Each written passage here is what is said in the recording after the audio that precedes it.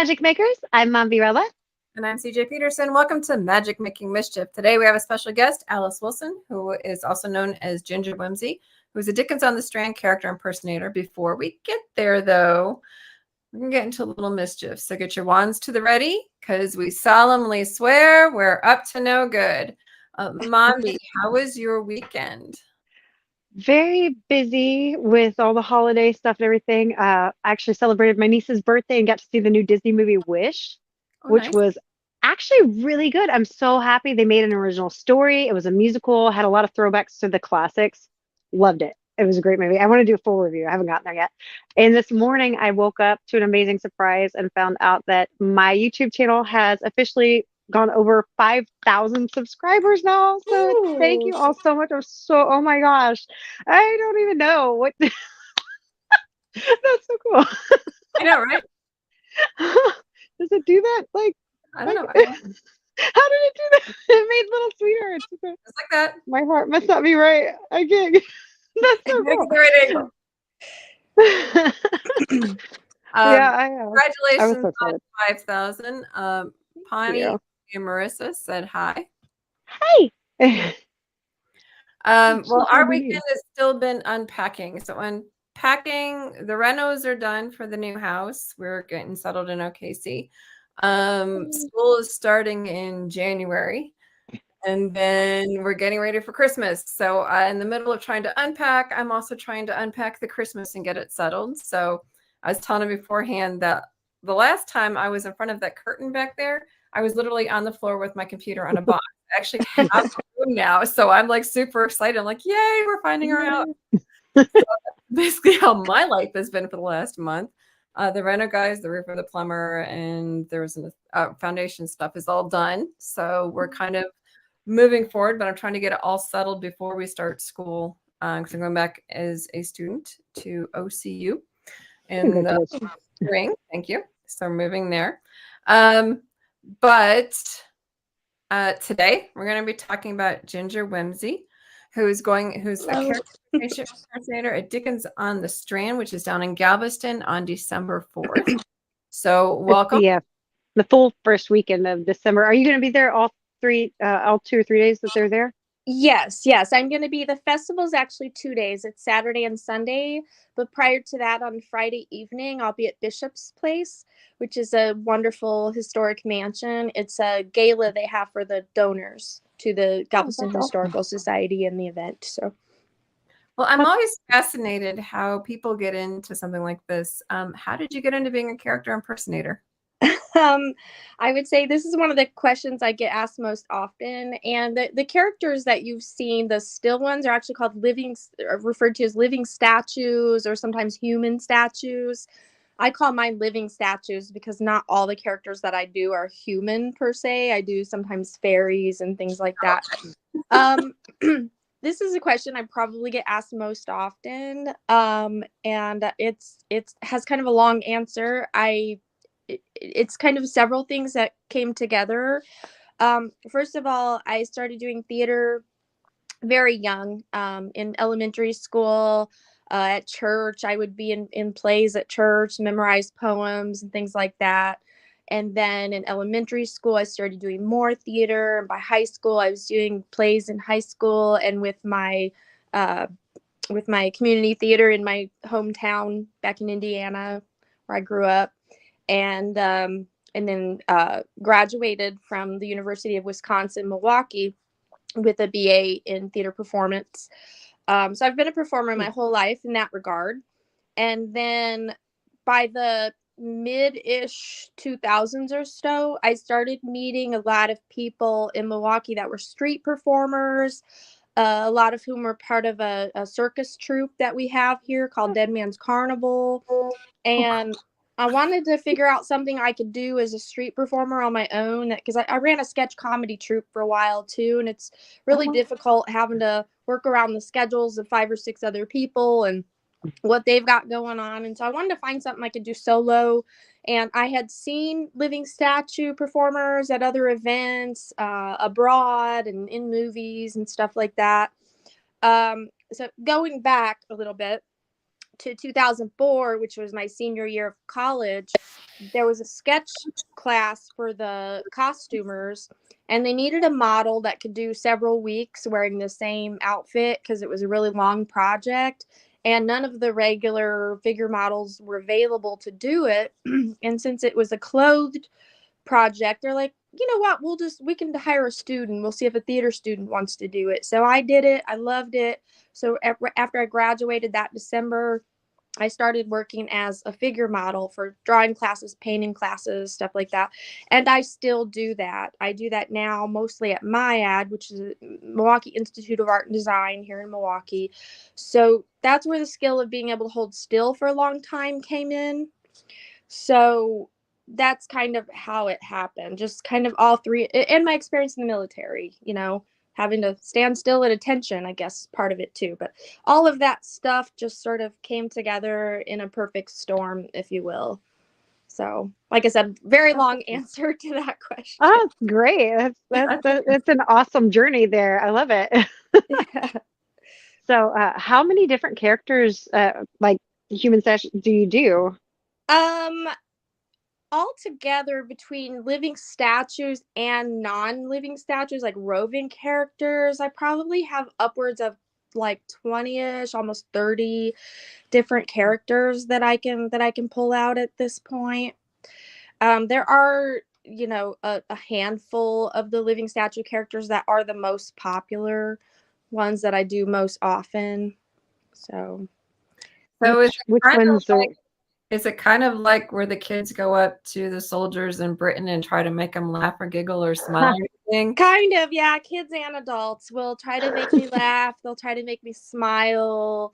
Or sometimes they'll stand there looking at me and they try to figure out whether I'm real, especially parents with little kids, they'll be like, why are you scared? It's just a statue, and try to get them to come up and give me a tip, and they're always a little trepidatious, and from kids, well, even adults, really, I get reactions that are so varied, everything from sheer delight to absolute terror and everything in between.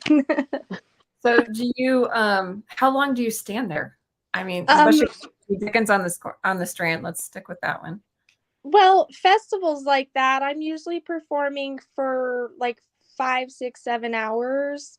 As far as how long I stand still at a time, usually at the festivals, it's really not that long because remember, as people interact with me or they give me a gratuity, I come to life and I interact with them in character.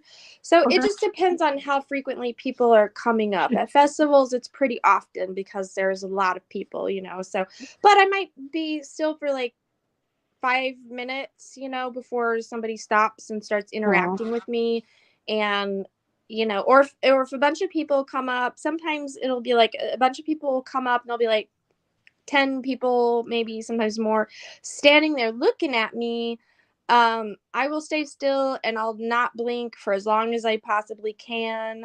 And I'll wait for the first person to tip me because then people get it, because people don't always get that, that they should give a tip for taking a picture and stuff like that. Right. So I usually wait till that first person tips because then everybody else is like, oh, and they get it. It gets you to talk and to move. They just need to tip you.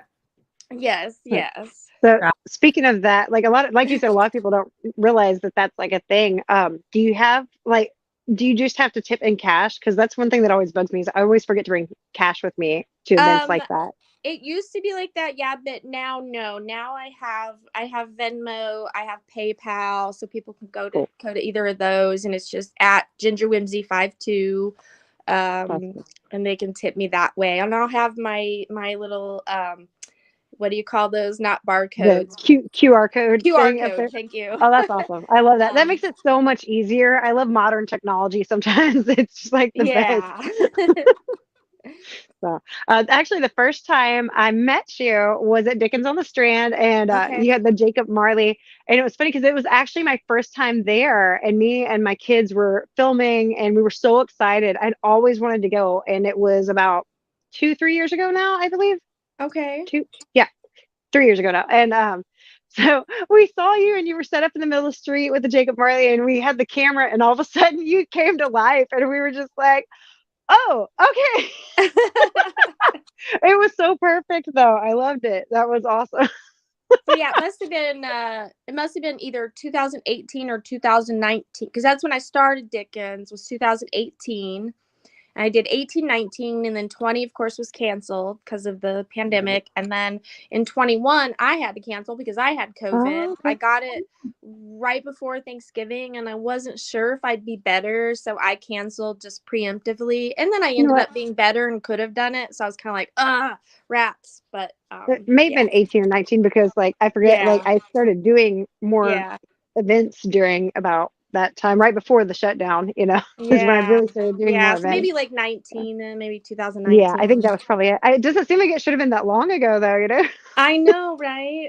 Those these Crazy. couple of years since the pandemic, I've just like, it's like time Right. has no meaning. It's like a vortex of things. It just Yes. So what other events do you do? Because you mentioned, Oh, I do lots. Another annual one that I've been doing, I started doing in 21, and they keep asking me back, which is wonderful, is the Maryland Renaissance Festival oh, fun. in Crownsville, Maryland. Yeah. Yeah, I did in 21, I just did 3 weekends because I was a little bit like, let me just kind of dip my toe in to see if I like it, and because I don't want to be stuck somewhere for a really long time if I hate it or whatever, But I right. absolutely loved it. And then in 2022, I did the entire season. And then Oh this wow. year, I only did 5 weekends because I was in France doing an artist residency during the first half. So That's um, awesome. I've done tall ships festivals all over the place, including Galveston. I was in Galveston earlier this year in April. Their tall ships festival came back, and so I did that. Last year, did a mini tour of tall ships festivals. I did one in actually two in Ohio, one in Minnesota, and one in Michigan. Um, Locally, where I live in Milwaukee and the surrounding area, there are tons of festivals. So I oftentimes do Summerfest, which is a large, supposedly the world's largest music festival. Hmm. Bastille Days, which is our French festival here. I've started doing a lot of events in Menominee Falls, which is just a western suburb of Milwaukee. Um, like this summer, I did Lavender Fest. So I created this sort of lavender fairy-ish statue character. I also I did like I think it was I can't remember what character I did. It must have been my magical forest cat, I think, that I did at their fall festival back in October. And then I'll actually be doing a festival for them when I get back from doing Dickens. December 9th, I'm doing their Chris Kindle market. So I'll be the Chris Kindle angel, with the sparkly dress and the gold shawl and the little crown. Yeah. That's what I was thinking. Oh, that's awesome. But yeah, There, I travel all around the US. Pretty much if you'll hire me and make it pay me enough that I can afford to fly to Actually wherever get and there.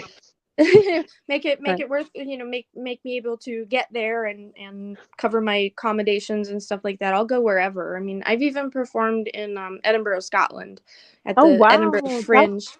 Yeah, in awesome. 2019. Yeah. So so I'm going to ask a question that you may or may not get asked often. How do you get the paint off?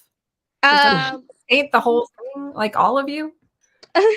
well, my whole body's not painted. It's the clothing that's Just painted. your So face, the hands? clothing, the costume pieces are painted with acrylic paint. So that's once that's done, that's done. But yeah, whatever part of my skin is quote unquote painted. It's a theatrical makeup that's water based and matte. So just soap and water. Well, usually I'll start and use some of those wet makeup wipes Mhm. first, especially on my face to start and get some of it off. Then I'll take a nice hot shower, scrub down with soap and water. And then when I get out of the shower, I usually still have some raccoon eyes going on. So I use Q-tips and a little bit of baby oil to get that off. And then the final stage is using witch hazel as an astringent to kind of completely get anything left over off, and then moisturize like crazy. Right. Yeah, that's what with the Marley one specifically, I noticed like the color matched so well between the costume and all the, just everything. It had the very statuesque, look to it, the way that you did it. You do such a great job with it. And I've seen some of Thank your other you. pictures. Yeah, it So took a bit nice. of That's awesome. practice to figure out the painting technique and stuff that would work to make it look like oxidized coppers. It took a bit to figure that out. So if somebody wants to get a hold of you to either check out your pictures or to maybe invite you somewhere, how do they get a hold of you? The best way to get a hold of me for business, especially if you want to hire me so it doesn't get lost in the shuffle, is by email. And that's gingerwhimsy52@gmail.com. And just to note, whimsy, just like it is on the screen there, is spelled without the E. Sometimes people want to put that E between the S and the Y. That's like the European spelling, but it's without the E. So just WHIMSY. So gingerwhimsy52@gmail.com. You can also call me. My number, I'm fine with putting it out there publicly because it's on my business cards. It's 414-430-0507. +1 is the country code if you happen to be watching this from somewhere outside the United States. They want to send you back to Scotland or somewhere. Yeah. That'd be awesome. So yeah, feel free to call me or email me. Those are the best ways. You can reach out to me on Instagram. My Instagram is @gingerwhimsymke, as in the abbreviation for Milwaukee, where I live. You can write me there, but sometimes those messages, there might be a bit of I try to check those pretty regularly, but email or calling's the best bet. Awesome. So what's up next for you? Is it, you said Dickens, and then Dickens I have this week, this whole weekend, and then after that is the Chris Kindle Market in Menominee Falls, Wisconsin, and then let's see, I haven't started booking stuff next year yet, like festivals and stuff. That'll start happening around January, February. I'll start getting people reaching out, or I'll start reaching out, because that's when things start booking about 4 to 6 months in advance typically. Sounds like I us. do have a wedding. I do have a wedding booked already for September 1st next year. How does that work? What are you in a wedding? Oh, well, I've only done one other one, and I did it with my friend. This was in Chicago. I have a friend in the Chicago area that does living statues, and they wanted like marbly, the gray and white marbly looking garden-like statues. So she created our costumes for that, and they wanted 2 matching ones. So she made those, and what we did, we just they had us stand like right at the ends of the aisle as guests were coming in, and we had like baskets with flowers in them, and they actually had us so we stood still as people were coming in, and then when the music started playing, they actually used us as the flower girls. So we walked so we came to life, if you will. We walked down the aisle and tossed out the flowers, and then we exited, and that was it. So that's what we did. What a neat idea! Oh for my that goodness. Particular wedding. Can you imagine the reaction of those at the wedding? Yeah, people were like, "Oh my gosh," people were surprised. I think some people knew what was up, but yeah, the brides wanted a surprise, so yeah, I think they didn't let people know what That's the so deal neat. was. I've never heard of anybody doing that before. What a neat idea. Oh my goodness. Yeah. So I kind of want to create a character of my own too, maybe something just white and real pretty and flowery and stuff to start offering it up for weddings, because I feel like that's a market I haven't really tapped into yet. Yeah, that seems untapped right there. That's a really cool idea. Oh, gosh. I have done a living table in the past. I did that for a gala, like a fundraiser gala for the art school, MyAd, where I work as an artist model. they hire it's their annual gala for to raise money for student scholarships, and they hired me to do this. And the thing is with that is the client has to provide the table and the tool for the bottom of it, because it's too iffy and too hard have them trust them to send me measurements and everything like that. So they have to provide the table and the tool, and it works best if the table's like a half circle sort of thing, so I can stand kind of in the middle of it. And then I make the upper half of the costume to match the tool. So this is something that, I would have to get hired minimum a couple months in advance, because I would need a lot of time to figure out the top part of the costume and stuff like that. But that's something I'd like to do more of. But I think people focus so much on the living statues that they just haven't. Okay, hold on. You have to explain a little better. I think we're both like trying to figure out living table. Both of us are like, what? Yeah, I wish I could. Is there a way? Oh, I don't think there's a way I can send a picture right now. Is there? It's just, so there's a table and the bottom of it is draped with tulle. Do you know what tulle is? That fabric Yes, that's kind of like meshy, like floofy. yeah. So the bottom of the table is draped with tulle so that it looks like the bottom of my dress, but I'm standing behind it, and then the table is just covered with drinks, cocktails or champagne or whatever, and I stand behind it. And I've created a upper part of the costume to match the tulle, and I just stand really still. But then when people approach the table, then I move and I hand them a glass of champagne. Oh wow. So Okay. Okay. Is it on your Instagram at all? yeah, it's on there. I can send you when we're done too. I can send you the pictures and you can. That's crazy. You're just blowing our minds today. Like you're giving us things that we never even knew were Yeah. things. That's I'd so kind of cool. like to do, if you Yeah. look on Pinterest and stuff, there's ones where the person actually has some kind of contraption built in a circle around them, and there's little holes like slots for the drink so that they can actually walk around, and I'd kind of like to do that, but I have to figure out the mechanics of creating something like that. And I would want it to be something that could come apart and go in a suitcase so that I can travel with. That's the thing. Yeah, that's I a good one. I've had to figure out a way to make everything I do travelable. I Right. actually found it on your Facebook. Yeah, there you go. Yeah, up in the upper right corner. Oh there. wow, yeah. Yeah, it's right. I can't get it to come down, but it's right Yeah. here. That's That's cool. cool. Yeah. So like I said, the event company that hired me to do it for my ad, they provided, well, actually I think my ad provided that table, that half circle table, and the tool to drape over it.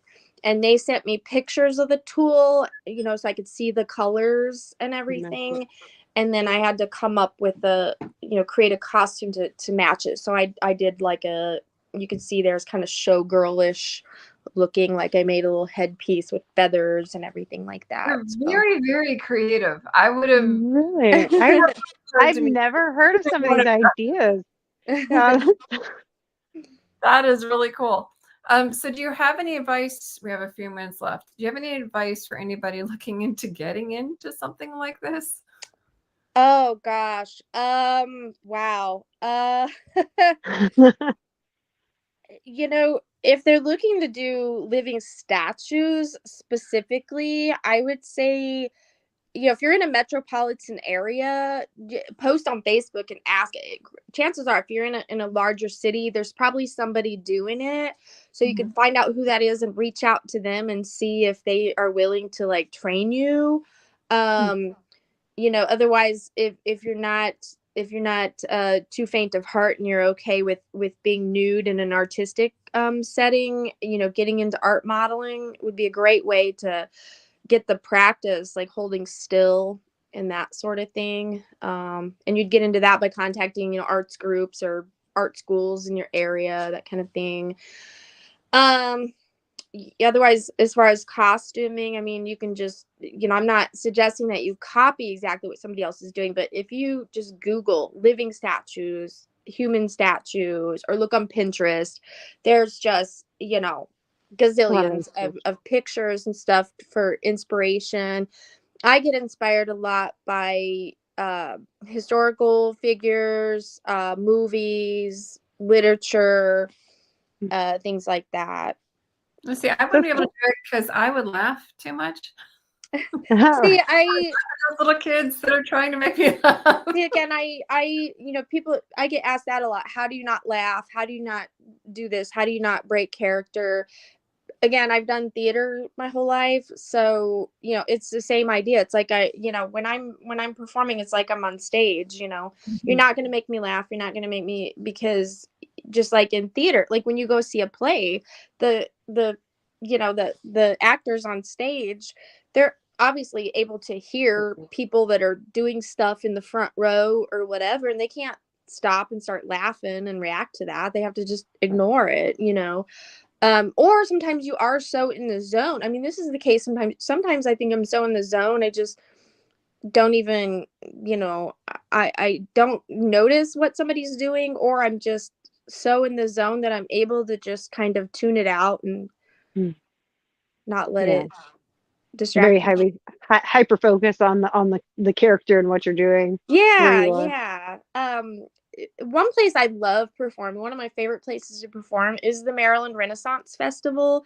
And part of the reason is because it's a non-hat fair, meaning they don't allow tips. So they pay their performers really, really well since they don't allow tips. And because you're not having to hustle for tips as part of your money, you can completely immerse yourself into your character and really be just immersed in the environment. Not, you don't have to get taken out of it by trying to do stuff purposely to get people to tip you. So That's it's cool. yeah. That is very cool. They should have just a slight hint. Texas Renaissance Festival should consider having you out sometime. Just putting that I've out. been trying to get into the Texas Ren Fair for several years, and I haven't managed it. A friend though sent me a picture recently, and I think I know why. They sent me a picture. They have a living statue there, They do and actually have. he or she's paint job is very much like mine, my green patina ones, and it's Mm. really good. And so honestly, at this point, I think to get into Texas, I'm gonna have to create a stage show or some other different street character, something, if I'm gonna. There are actually a couple of things that, now that you say it, yeah, there's the Lorna, and she has like the curly hair, and then is the statue, and there's also the living fountain, which she does a whole show where she does like Mhm. water and stuff, but she looks like statuesque in I her think I've her seen, way is of it. she kind of Hmm. white Hmm. marbly Like looking, and marbly, the yeah. the water like comes out of her fingers or something? Hmm. I've seen Yeah. pictures of that. That's amazing. I have no idea how that's I don't know done. what she does there. She has something going on. Yeah. Yeah, I would love to meet her, get to know, not all of us performers know each other. I mean, they're a lot of us know each other, but not always. Yeah. Um, but I've gotten to know a lot of other performers at different places. Like at Dickens, I've gotten to know Robert, who does the Dead Edgar, Mhm. the Edgar Oh Allan yeah, we Poe. actually had him on our show in October. Oh, nice. So we got to know him a little bit too. I He's so love nice. him. I would love to bring him to Milwaukee for an event at like Halloween time or something, but it's just I obviously I'd want to be able to pay him enough to make it worth him traveling all the way here and be able to cover his Right. accommodations and stuff like that. And I just not in the financial place I can do that. But if I could get some sponsors or something, he's just amazing. I love his whole. Have you ever seen his whole stage show? I mean, he's got lighting and Yes, sound that's actually effects. well, I guess it was Dickens on the Strand. I met both of y'all there, and so like that's what inspired me to invite y'all to come do the podcast, because I just y'all I loved it. I loved it so much. Oh, well, thank Well, you. unfortunately, we're out of time. But thank you so much for coming on today, Ginger Yes, Whimsy. If thank you want to learn you. more about her, you can head over to Instagram, which is GingerWhimsymke. So make sure to check her out there. She's giving you her email address and phone number within this podcast. Feel free to rewind it to find it. Next week on December 6th, we're going to have Creative Rain coming to visit. And then the week after, we have upcoming events. And then on December 20th, Kevin Sorbo will be on. And then we're going to do a year in review. So lots of fun stuff coming up for December, as well as, Christmas, one of my favorite holidays. In the meantime, Mombi. Thank you so much for joining us, guys. Make Thank sure to you. check out our social media as well. And till next time, mischief managed. Bye. Bye.